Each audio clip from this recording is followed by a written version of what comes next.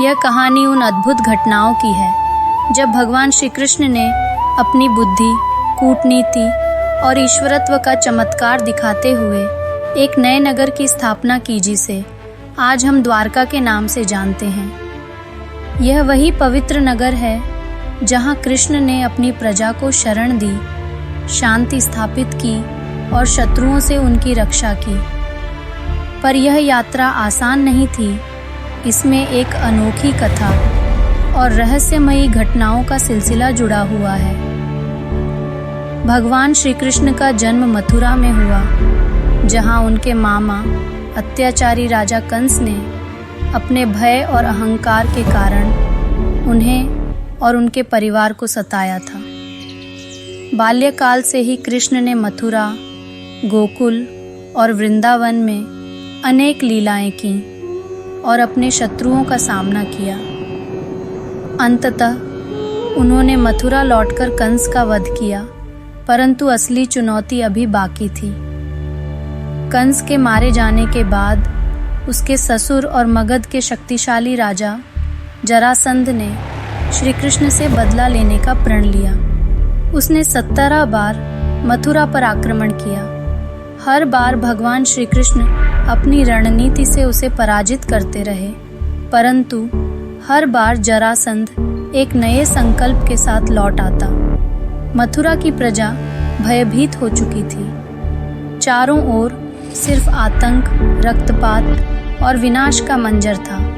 श्री कृष्ण के सामने एक विकट समस्या थी। यदि वे मथुरा में रहते तो जनता के जीवन को खतरे में डालना पड़ता, और यदि वे मथुरा छोड़ते तो यह प्रश्न उठता कि वे कहाँ जाएं। रात के सन्नाटे में श्री कृष्ण ने निर्णय लिया। उन्होंने अपने भाई बलराम और यदुवंशियों को साथ लेकर एक नए नगर की स्थापना की योजना बनाई। यह कोई साधारण नगर नहीं था। यह एक ऐसा सुरक्षित स्थान होगा जहां समुद्र से आकर उनकी प्रजा को शरण मिलेगी, जहां बाहरी शत्रु आसानी से नहीं पहुंच सकते। उन्होंने पश्चिम की ओर समुद्र के किनारे एक स्थान चुना और इस प्रकार शुरू हुआ एक नए नगर का निर्माण। श्री कृष्ण ने समुद्र देवता से विनती की और कहा, हे समुद्र देवता, मैं तुम्हारे जल को कुछ भूमि देना चाहता हूँ जहाँ मेरी प्रजा सुरक्षित रहे। समुद्र देवता ने श्री कृष्ण की प्रार्थना स्वीकार की और उन्होंने एक सुंदर भूमि उभरने का आशीर्वाद दिया। यह वह भूमि थी जो शीघ्र ही द्वारका नगरी का रूप लेगी। भगवान विश्वकर्मा को इस नगर की रचना का कार्य सौंपा गया, और जैसे जैसे समय बीतता गया, द्वारका नगरी ने आकार लेना शुरू किया। यहाँ के महल, रास्ते, बगीचे और सुंदरता किसी स्वर्ग से कम नहीं थी। चारों ओर समुद्र के बीच में बसी यह नगरी अपने आप में एक किला थी, जहां भगवान कृष्ण ने अपने यदुवंशियों को शरण दी। श्री कृष्ण ने इस नगर का नाम द्वारका रखा, जिसका अर्थ है प्रवेश द्वार। यह नगर उनके लिए और उनके अनुयायियों के लिए एक सुरक्षित आश्रय था, जहां जरासंध और अन्य शत्रु आसानी से नहीं पहुंच सकते थे।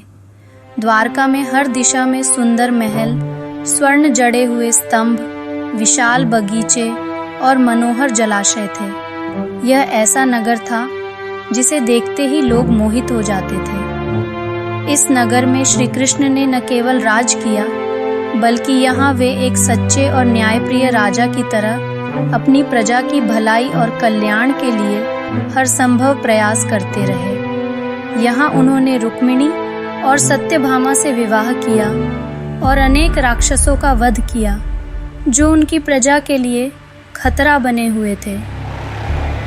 द्वारका में अपनी प्रजा को सुरक्षित रखते हुए श्री कृष्ण ने कौरवों और पांडवों के बीच महाभारत के युद्ध में भी महत्वपूर्ण भूमिका निभाई। यहीं से उन्होंने कुरुक्षेत्र युद्ध में अर्जुन का सारथी बनकर उसका मार्गदर्शन किया और गीता का उपदेश दिया।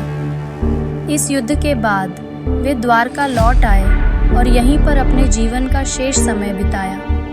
परंतु भगवान श्री कृष्ण की लीला का अंत निकट था। द्वारका में यदुवंशियों के बीच मतभेद और संघर्ष बढ़ने लगे। अंततः श्री कृष्ण ने अपने जीवन की लीला को समाप्त करने का निर्णय लिया।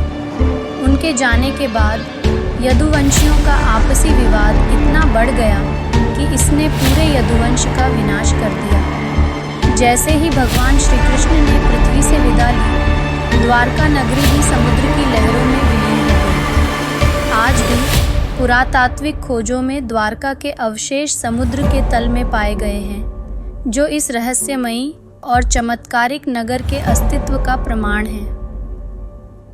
द्वारका केवल एक नगर नहीं, बल्कि एक दिव्य स्थली है। यह हिंदू धर्म के 4 धामों में से एक मानी जाती है और यहाँ द्वारकाधीश मंदिर की पूजा की जाती है।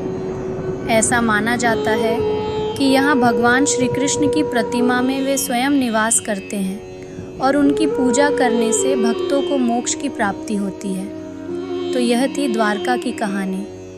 यह उस नगरी की कथा है जिसे भगवान श्री कृष्ण ने अपने प्रेम, सेवा और प्रजा की रक्षा के लिए बनाया था। आज भी यह स्थल भक्तों के लिए आस्था और श्रद्धा का प्रतीक बना हुआ है, जहाँ हर भक्त श्री कृष्ण की दिव्यता का अनुभव करने के लिए आता है।